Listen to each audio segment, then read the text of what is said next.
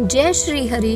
नैमिषारण्य तीर्थ में शौनकादि 88,000 ऋषियों ने श्री सूत जी से पूछा, इस कलयुग में वेद विद्या रहित मनुष्य को प्रभु भक्ति किस प्रकार मिल सकती है तथा उनका उद्धार कैसे होगा। हे मुनि श्रेष्ठ, कोई ऐसा तप बताइए जिससे थोड़े समय में ही पुण्य मिले और मनचाही फल की प्राप्ति हो। सर्वशास्त्र ज्ञाता श्री सूत जी बोले, हे ऋषियों, आपने बहुत अच्छा प्रश्न किया है। मैं आपको उस व्रत के बारे में बताता हूँ जिसे नारद जी के पूछने पर स्वयं भगवान विष्णु ने बताया था। ध्यान देकर सुनिए। एक बार योगीराज नारद जी दूसरों के हित की इच्छा से अनेक लोकों में घूमते हुए पृथ्वी आ पहुंचे। यहाँ उन्होंने अनेक योनियों में जन्मे मनुष्य को अपने कर्मों के अनुसार दुखी देखा। उनका दुख देखकर नारद जी ने सोचा कि क्या उपाय किया जाए जिससे इनके पापों का नाश हो और दुख दूर हो जाए। ऐसा विचार करके वे वैकुंठ गए। उन्होंने वहां 4 भुजाओं वाले शंख चक्र गदा धारण किए हुए भगवान श्री विष्णु के दर्शन किए और उनकी स्तुति करने लगे।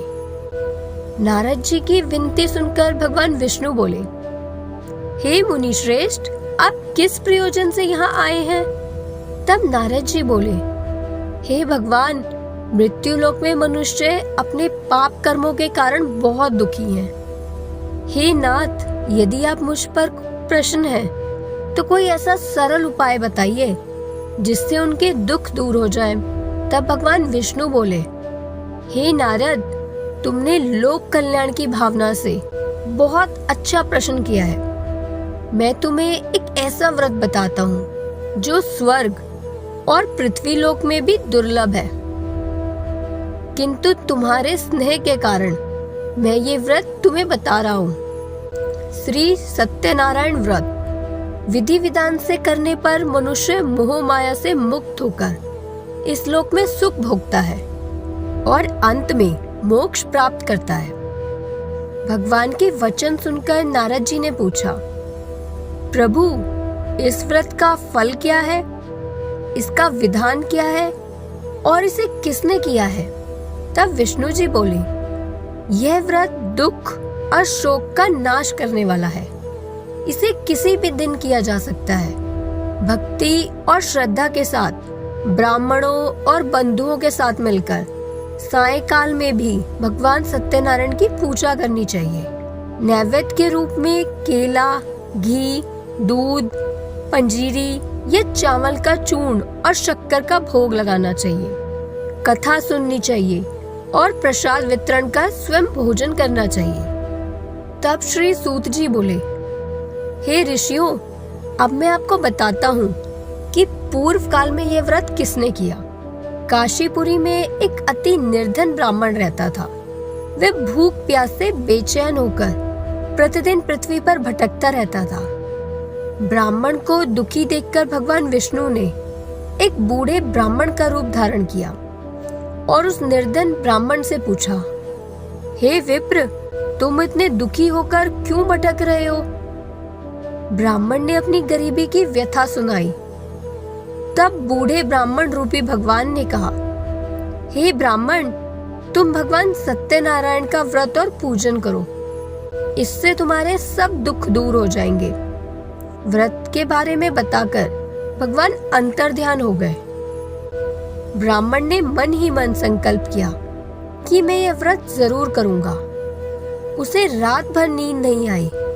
अगले दिन वे भिक्षा के लिए निकला और मन में सोचा कि आज जो कुछ भी भिक्षा में मिलेगा उससे मैं सत्यनारायण भगवान का पूजन करूंगा। उस दिन उसे भिक्षा में बहुत धन मिला। उसने विधि विधान से भगवान का पूजन किया। इसके प्रभाव से वह ब्राह्मण धन धान्य से संपन्न हो गया और हर महीने व्रत करने लगा। एक दिन वह ब्राह्मण अपने घर में पूजन कर रहा था। तभी एक लकड़हारा वहां आया वह लकड़ी बेचकर जीवन यापन करता था। प्यास लगने पर वह ब्राह्मण के घर गया। वहां पूजन होता देख उसने पूछा, हे विप्र, ये आप क्या कर रहे हैं और इससे क्या फल मिलता है? तब ब्राह्मण ने कहा, यह सत्यनारायण भगवान का व्रत है। इसी के प्रभाव से मुझे यह धन दौलत प्राप्त हुई है। यह सुनकर लकड़हारा बहुत खुश हुआ। उसने चरणामृत लिया, प्रसाद खाया और जल पीकर नगर की ओर चला गया। उसने मन में संकल्प किया, आज लकड़ी बेचने से जो धन मिलेगा उसी से मैं भगवान सत्यनारायण का व्रत करूंगा। उस दिन उसे लकड़ियों का दाम 4 गुना मिला। उसने पके केले, शक्कर, घी, दूध और पंजीरी खरीदी और विधि विधान से भगवान का पूजन किया। इस व्रत के प्रभाव से वह धनवान हो गया और अंत में स्वर्गलोक को गया। तब श्री सूत जी बोले, हे श्रेष्ठ मुनियों, अब आगे की कथा सुनिए। उल्कामुख नाम का एक बुद्धिमान राजा था। वह जितेंद्रिय और सत्यवादी था। एक दिन वह अपनी पत्नी के साथ भृतशीला नदी के तट पर भगवान सत्यनारायण का व्रत कर रहा था। उसी समय एक साधु नाम का व्यापारी वहां आया। उसके पास बहुत धन था। उसने अपनी नाव किनारे पर लगाई और राजा को व्रत करते देख पूछा, हे राजन, आप ये क्या कर रहे हैं?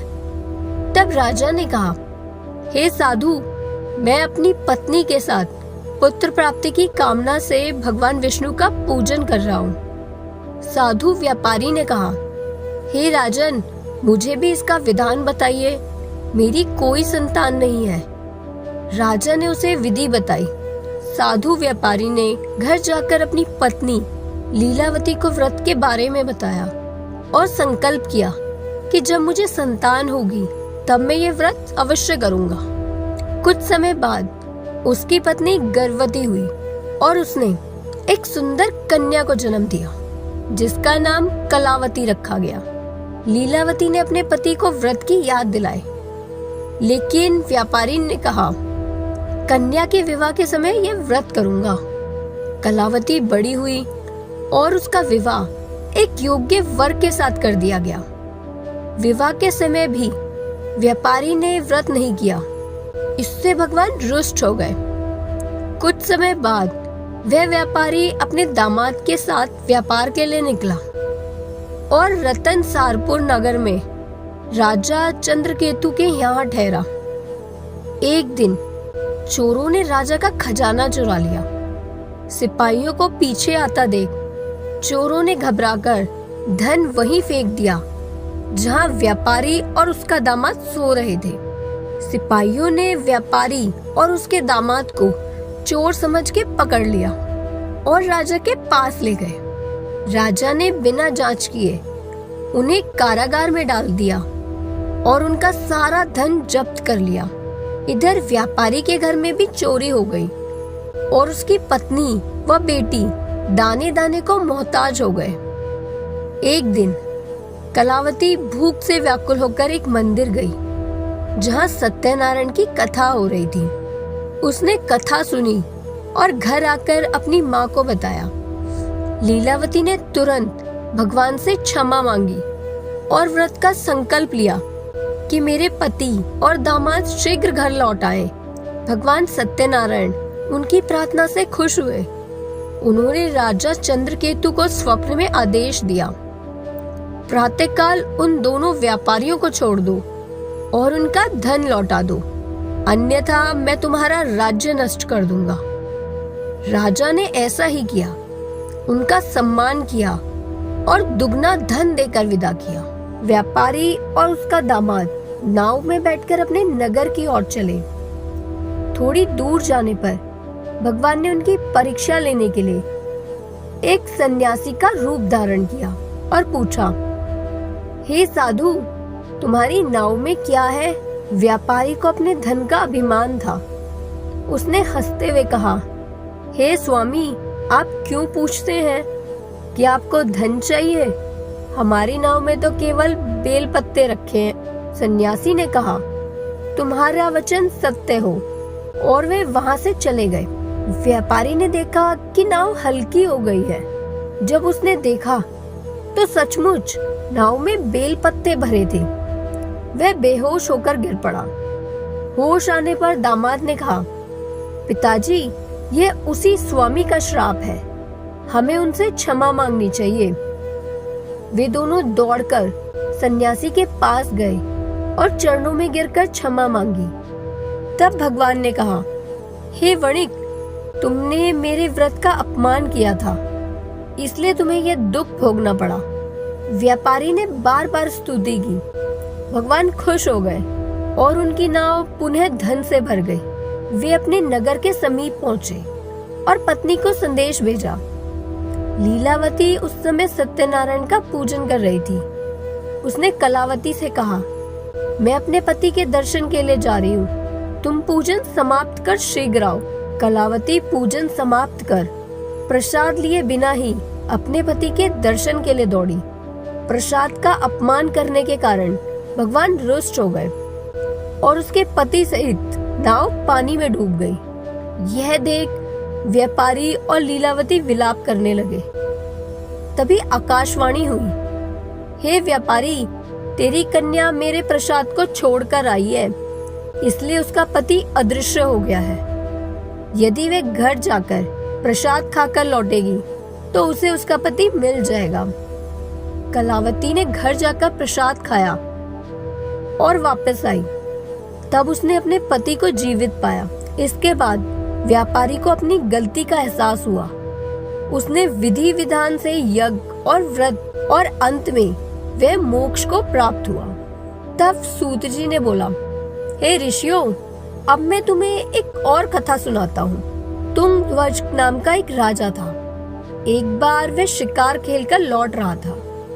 रास्ते में उसने देखा कि कुछ चरवाहे भगवान सत्यनारायण की पूजा कर रहे थे। राजा को अपने राज्य और धन का अभिमान था, इसलिए वे ना तो वहां गया और ना ही भगवान को नमस्कार किया।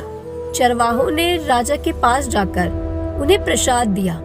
राजा ने प्रसाद को नहीं खाया और वहीं छोड़ दिया। इस अपमान के कारण राजा का सब कुछ नष्ट हो गया। उसका राज्य छिन गया और उसके 100 पुत्र मर गए। राजा को आखिरकार समझ आ गया कि यह सत्यनारायण भगवान का अपमान करने का फल है। वे भागकर वापस उसी स्थान पर गया जहाँ चरवाहे पूजा कर रहे थे।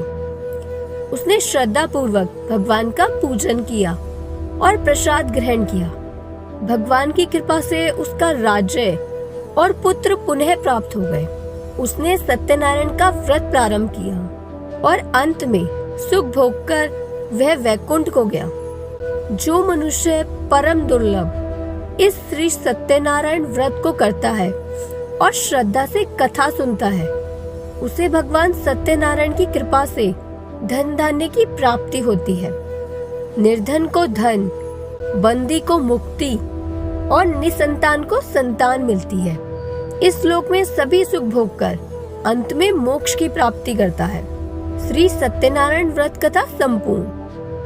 अगर आपको ये कथा पसंद आई हो तो वीडियो को लाइक करें, शेयर करें और सब्सक्राइब करें और कमेंट में जय श्री सत्यनारायण जरूर लिखें। मिलते हैं अगली वीडियो में। जय श्री हरि।